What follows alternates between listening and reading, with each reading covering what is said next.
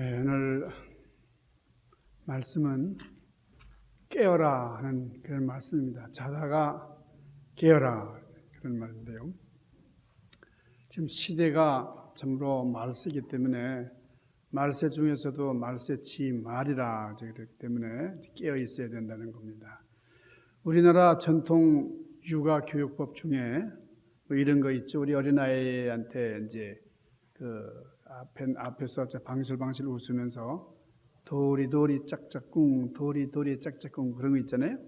그러면 건지 그런 거 있는데 여러분 이게 무슨 뜻인지 아세요? 도리도리 짝짝꿍이라는 말은 도리. 여러분 이 세상에는 하늘의 도리가 있고 사람의 도리가 있고 그 도리가 있는데 그 도리에서 유래한 말이에요. 그러니까 도리 그다음에 짝짝꿍이라는 건 궁이라는 건 깨달으라는 말인데, 그러니까 궁극적으로 작짝꿍 깨달음으로 이제 가야 된다. 이제 그런 거죠. 이게 어린 아이에게 도리 짝짝 어릴 때부터 삶의 도리를 깨우치며 살기를 원하는 그런 우리 조상들의 염원이 담겨 있는 말이죠. 그다음에 까꿍이라는 말이 있어요. 까꿍. 저는 어릴 때 뭐 영문도 모르고 그냥 까꿍 우리 애를 키우면서 까꿍 그랬는데, 여러분이 까꿍이라는 말이 한자로는 각궁이라는 뜻이에요. 다른 말로 말하면 각성이라는 뜻입니다. 그러니까 깨달아라는 거예요. 이 세상을 살아갈 때 무의미하게 그냥 무가치하게 살지 말고 깨달으면서 살아라 그런 말이죠. 그러니까 이렇게 깨꿍 그러면 아이가 똑똑해지더라는 거예요. 깨달으면서 도리를 알고 도리. 여러분 건지곤지가 뭔지죠? 건지. 원래 곤지 그런데 건지곤지입니다. 하늘 건자, 그다음에 땅 곤자에서 하늘과 땅의 지혜를 가져라 그런 뜻이에요. 그러니까 하늘의 이치를 알고 땅의 이치를 알면 이 아이는 잘못된 길로 나가지 않겠죠? 여러분 이런 깨달음, 까꿍 여러분 이것이 오늘 우리 신앙인들에게도 꼭 필요한 말이에요. 영적인 각성, 깨달음이 너무나 중요합니다. 자, 오늘 말씀은 잠에서 깨어날 때다. 이제 그렇게 말씀을 하고 있는데요. 오늘 로마서 13장 11절 말씀. 자, 또한 너희가 이 시기를 알거니와 자다가 깰 때가 되었으니. 자, 무슨 말입니까? 이제 우리 구원이 처음 믿을 때보다 점점 끝이 가까워졌기 때문에 우리가 깨어야 된다. 여러분 모든 시한과 기한이 타이밍이에요. 여러분 타이밍을 잘 맞추는 것이 참으로 중요해요. 성경에 보면은 종말이라는 말이 많이 나옵니다. 그리고 말세라는 말도 이제 나오는데, 여러분이 종말이라는 말과 말세를 구분을 할 수 있어야 돼요. 이게 같은 의미인 것 같지만은 조금 구분이 되는 말입니다. 비슷한 말 같지만은 차이가 있어요. 여러분 종말이라고 하는 것은 마지막 시점입니다. 포인트 오브 타임. 마지막 시점을 가리키는 말이고, 말세는 마지막 기간을 말하는 거예요. 피어리드, 마지막 기한입니다. 그러니까 말세는 언제냐? 예수님께서 이 땅에 오신 초림부터 재림까지의 그 기한이 말세인데, 지금은 그 말세 중에서 끝이다. 말세 지말이다 하는 거예요. 그게 아주 끝, 이것이 종말이에요. 그러니까 말세 기간 중에서도 아주 끝이 가까워진 그 상태를 종말의 때다 그러는 거죠. 그러니까 요즘의 시대 상황을 보면은, 요즘 모습을 보면은 정말 말세 지말이다. 실감이 나죠? 덴마크의 철학자 죄렌 키에르케고르라고 하는 분이 있는데요. 이 키에르케고르이 이런 얘기를 한 바가 있어요.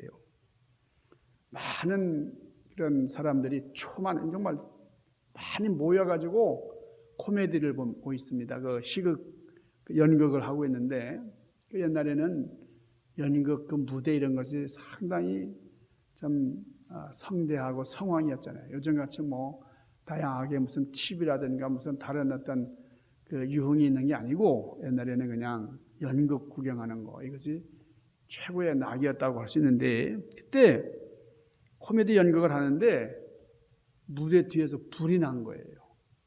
그러니까 불이 났기 때문에 많은 사람들이 지금 그냥 너무 웃겨가지고 확 박수치면서 웃으면서 막 즐거워하고 있는데, 불이 났습니다. 그러니까 코미디 배우가 무대 위로 달려 나와가지고 사람들에게 막 소리쳤어요. 여러분, 지금 극장에 불이 났습니다. 불이 났어요. 불이 났어요. 저쪽으로 기수정에게 나가셔야 됩니다. 나가세요. 문을 열어놨습니다. 나가세요. 그러니까 사람들이 키게 웃으면서 야, 좀 웃기네 그러더라고요.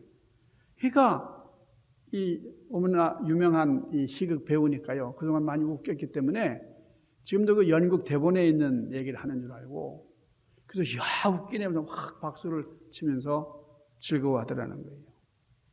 여러분, 이 배우는 진짜 불이 났기 때문에 피하라고 이렇게 경고를 하고 있는 건데, 사람들은 이 배우의 말을 믿지는 않는 거예요. 아무리 호소를 해도 그냥 박수치다가 웃다가 불길을 피하지 못하고 거기서 불에 타서 죽고 말았어요. 여러분, 이게 말세지말에 대한 경고가 계속 울려오고 있지만은, 여러분, 우리 주변에 보면 야, 이거 뭐 진짜 말세구나. 여러분, 지금도 그 폭염이 말이에요. 이루 말할 수 없는 그 더위가 지금 우리 주변에 엄습하고, 비가 한번 오면은 뭐 이전에 경험하지 못한 그런 폭우가 쏟아지고, 이런 자연재해라든가 나라가 나라를 치고 민족이 민족을 치고 지금 전쟁이 여기저기서 막 일어나고 있는데, 이 말세를 경고하신 우리 주님의 말씀이 딱 이렇게 맞아 들어가고 있잖아요. 이런 걸 보면서도 우리 시대의 징조를 깨닫지 못하면 정말 불행한 일입니다. 자, 우리 부모님들이 자식들에게 자주 하는 말 중에 하나가 공부해라 하는 말이잖아요. 공부해 그렇게 얘기를 하는데, 우리 자식은 공부 잘하면 안 좋겠다, 공부 못했으면 좋겠다, 이런 부모 있겠어요? 기왕이면 잘해서 정말 스마트한 그런 학생이 돼가지고 좀 좋은 대학 나오고 좀 이렇게 출세하길 바라는, 그것이 부모님의 마음이죠. 근데 공부를 잘하려면 어떻게 됩니까? 이 아이가 공부를 하려고 하는 마음 자세가 있어야 된다고요. 아무리 주변에서 공부를 하라 그래도 나는 뭐 공부하고 싶지 않다고 말이에요. 공부하는 거 싫다고 말이에요. 여러분, 용돈을 줘요. 공부하라고. 그러면 부모님 앞에서 잠깐 책상 머리에 앉아서 뭐 이렇게 공부하는 것 같지만은 마음은 딴 데가 있어요. 특별한 선물을 약속하면 잠시는 할 수 있지만은 계속해서 공부하기 어렵습니다. 그런데 이 아이가 목적 의식을 가지고 나는 공부해야 되겠다, 나는 정말 앞으로 이러이러한 일을 위해서, 성공하기 위해서는 이렇게 공부해야 되겠다, 이런 마음에 작정을 하고 공부한다면 어떻게 되겠어요? 아주 무섭게 공부하겠죠? 어떤 사람은 공부하는 게 쉬워가지고 재미있다 그러면서 공부하는 경우도 물론 있지만은 그것은 정말 희박한 얘기고요. 대부분의 사람들은 공부하면 참 힘들어해요. 그렇게 재미있지가 않아요. 사법고시를 준비하는 사람들을 보면 그 공부하는 시간이 바로 고통의 시간입니다. 제 친구도, 우리 중학교 친구 하나가 이제 검사가 되고 판사가 된 친구가 있는데, 사법고시 책을 그냥 등에도 메고 계속, 정말 그렇게 고통 중에 공부를 하는 것이 참으로 고통이다. 여러분, 왜 그렇게 힘든 공부를 7년, 9년, 10년 이상씩 합니까? 사법고시 한번 통과하는 게 그렇게 힘든 거예요. 공부를 해야 할 만한 강력한 동기가 있기 때문에, 나는 부장판사 정도는 된다, 나는 강력검사, 지검장 정도는 된다, 이런 목적을 가지고 계속 하기 때문에 그런 고통을 극복하고 공부할 수 있는 거죠. 때로는 코피를 쏟고 밤을 새우면서도 참 힘들어하지 않고 말이죠. 열심히 공부를 하는 것은 내가 공부하겠다고 하는 분명한 목적의식이 있기 때문에 그런 거예요. 우리 신앙생활도 같습니다. 우리 신앙생활은 주님의 복음을 듣고 우리 믿음으로 성장해 나가는 건데, 예수 그리스도께서 나의 죄를 대신해서 죽으셨다라고 하는 이 사실을 믿음으로 죄 용서함을 받고, 그리고 그리스도 안의 삶을 이제 이어나가는 것인데, 그런데 교회 나가는 것도 그죠, 남이 하자고 하니까 그냥 마지못해서 어쩔 수 없어서 끌려가는 그런 신앙생활을 한다 그러면 이건 참 고통이죠. 힘든 거예요. 신앙생활 하기 전에는 이거 일요일 정말 뭐 세상이 정해준 그런 휴일이잖아요. 그런 공휴일에, 정해진 공휴일에 내가 마음껏 놀고 쉬고 그렇게 해야 되는데, 이건 어쨌든 교회 가가지고 예배를 꼭 드려야 되는 말이에요. 이거 여러 가지 장애물이 많아요. 지장이 되는 것이 너무 많아요. 그러다가 한 주라도 빠지게 되면 마음에 부담이 오는 거예요. 이거 괜찮을까? 그래서 신앙생활 하기 이전에 가졌던 자유는 다 상실되는 것 같고 부담이 점점 늘어가고, 그것뿐만이 아니잖아요. 성경 공부도 해야 되고, 그다음 기도 생활도 해야 되고, 설교를 들을 때마다 내가 실천하기 어려운 것들인데 이걸 어떻게 하나? 내가 나 혼자도 감당하기 힘든데 이웃을 섬기라 그러고 원수도 사랑하라 그러고, 이거 말씀을 실천하려 하니까 참 힘들어요. 내가 가진 것도 별로 없는데 이웃을 위해서 봉사하라 그러고 말이죠. 여러분, 우리가 신앙생활 하면서 정말 공부하기 싫어하는 사람이 억지로 공부하는 것처럼 해서는 우리 신앙생활은 실패한다. 정말 즐거운 마음으로, 기쁜 마음으로 자원해서 하나님께 영광을 돌리는, 여러분, 그런 신앙생활을 해야 그게 보람이 있고 기쁜 삶이 되는 겁니다. 공부를 열심히 하기 위해서는 내가 왜 공부를 해야 되는지, 내가 이걸 왜 하고 있는지에 대한 분명한 목적의식이 있어야 하는 것처럼 우리 신앙생활에 대해서도 우리가 분명한 목적의식이 있어야 된다는 거죠. 그래서 우리가 기쁨으로 신앙생활을 하기 위해서는 신앙에 대한 분명한 동기, 목적의식이 수반되어야 된다 하는 거죠. 자, 오늘 이 본문 말씀을 보면은 우리 신앙생활을 왜 이렇게 열심히 해야 되는지, 왜 그렇게 바르게 해야 되는지에 대해서 설명을 해주고 있어요. 자, 오늘 11절 말씀. 자, 여러분 지금이 어느 때입니까? 지금은 잠에서 깰 때입니다. 우리가 처음 믿을 때보다 우리의 구원이 점점 더 가까워졌기 때문에 이제는 깨어야 됩니다. 오늘 11절 말씀은 그렇게 말해요. 그렇기 때문에 자 12절 말씀, 밤이 깊고 낮이 가까워 왔습니다. 그러므로 이제는 어둠 행실을 벗어버리고 빛의 갑옷을 입읍시다. 그리고 13절은 뭐라고 말합니까? 낮에 행동하듯이 단정하게 행합시다. 호사한 연애와 술취함, 음행과 방탕, 싸움과 시기에 빠지지 맙시다. 이렇게 권고를 하고 있어요. 그리고 14절, 주 예수 그리스도의 옷으로 입으시오. 우리 옷을 입을 때 다른 옷 입지 말고 예수 그리스도의 옷을 입어라. 정욕을 채우려고 하지 말고, 육신의 일을 꾀하지 말고 예수 그리스도의 옷을 입어라. 여러분, 오늘 이 말씀이 기적을 일으킬 말씀이에요. 어거스틴이라고 하는 옛날 위대한 그 교부죠. 우리 교회의 아버지라고 일컫는 이 어거스틴이라는 분이 참으로 방탕했던 사람이에요. 그러니까 어머니 모니카가 그냥 눈물로 기도하면서 이 아들이 이제 회심을 하게 됐는데, 기독교 2000년 역사상 가장 위대한 신학자 그러면 어거스틴을 이제 으뜸으로 꼽는데, 그런데 이 위대한 성자 어거스틴이 참 방탕했던 젊은 시절이 있었습니다. 아주 타락한 삶을 살았어요. 항상 술의 노예가 되어 있었고 아주 좀 정욕의 노예가 되어 있었어요. 그런데 이 방탕한 사람이 어머니 모니카의 눈물과 기도로 이제 갱생의 삶을 살게 됐는데, 자, 그때 결정적으로 변화된 그런 계기가 있었어요. 이게 언제냐면 386년 밀라노의 한 정원 벤치에 이렇게 친구랑 앉아서 담소하고 있는데, 갑자기 그 주변에서 이 어린아이들이 막 고무줄 놀이 하는 것처럼, 요즘 이렇게 놀이하면서 막 노래를 부르잖아요.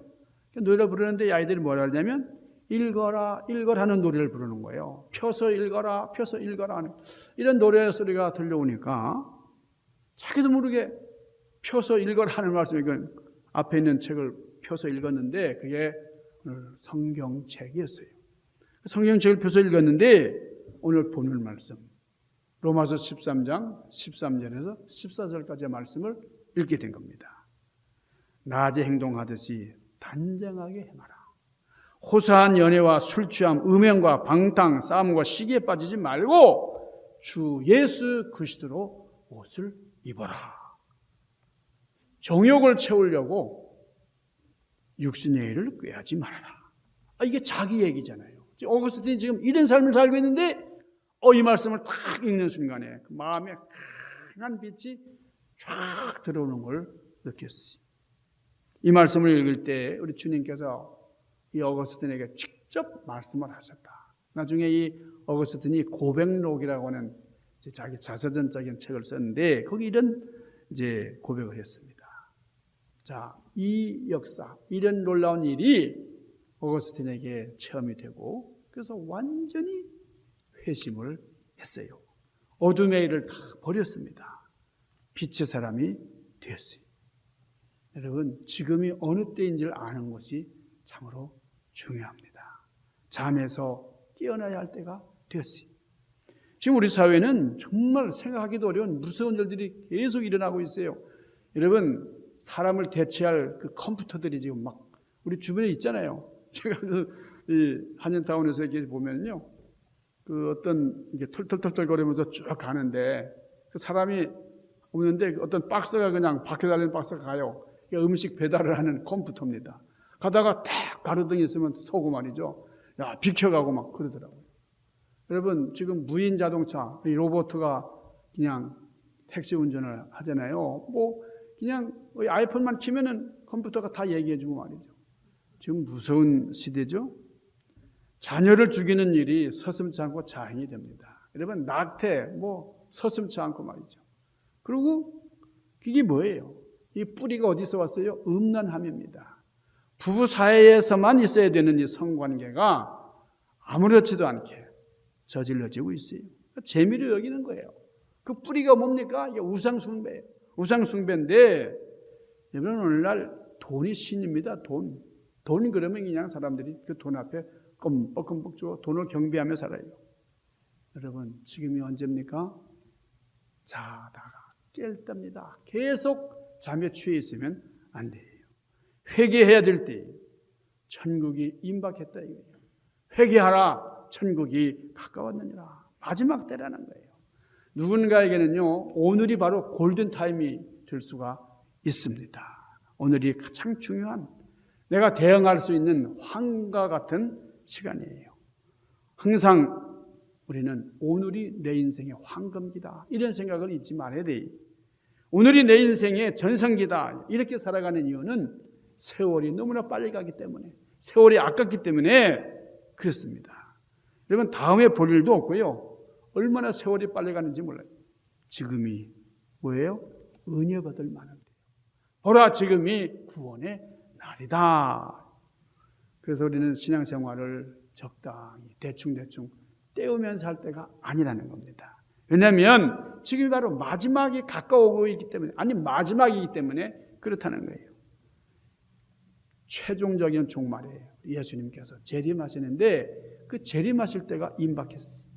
예수님이 재림하시면 이 세상의 모든 역사가 다 끝나게 됩니다. 끝나면서 어떻게 됩니까? 이 세상을 대심판이 시작이 돼요.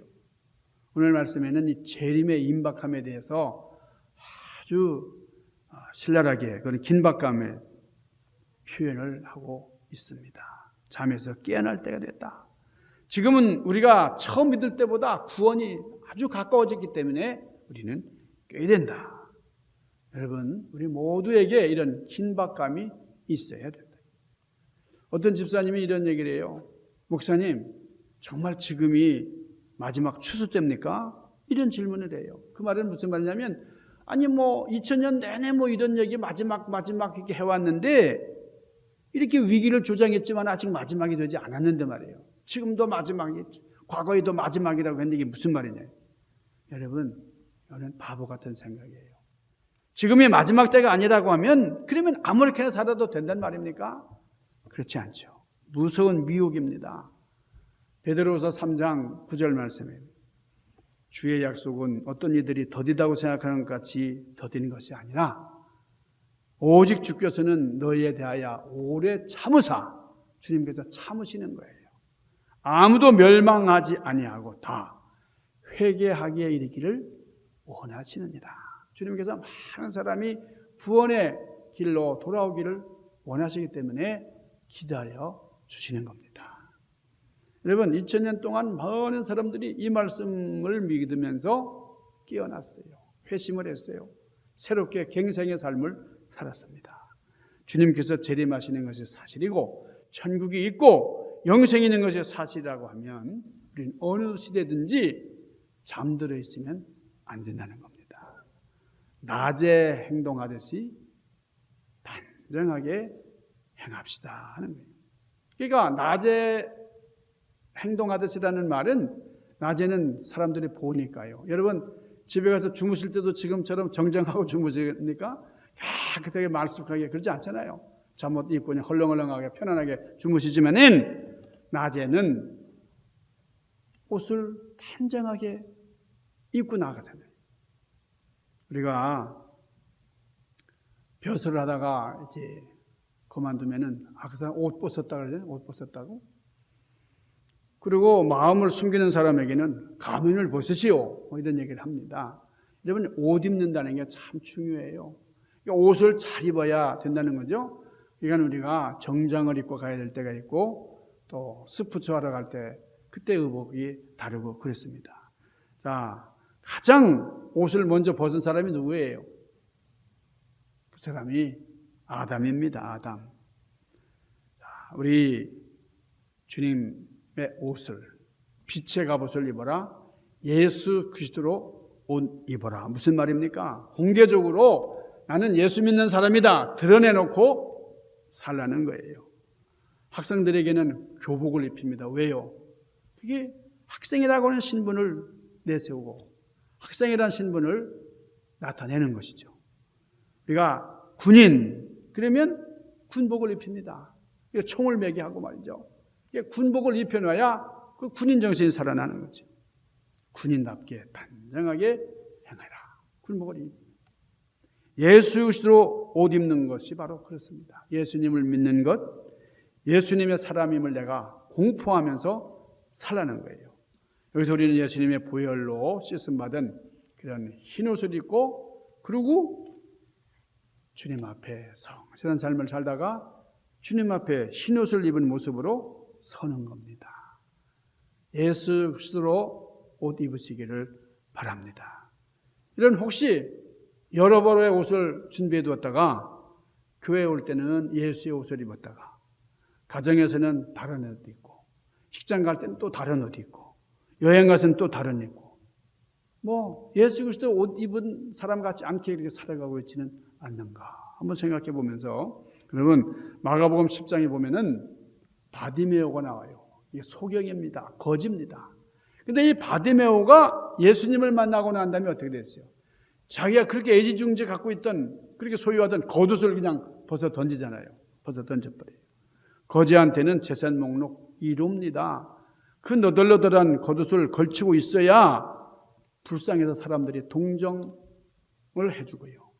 그리고 동전을 얻고 구제하는데 소중한 것이 이 거지의 옷인데 그 예수님을 만난다면 이 바디메오가 사정없이 자기 겉옷을 벗어 던져버리지.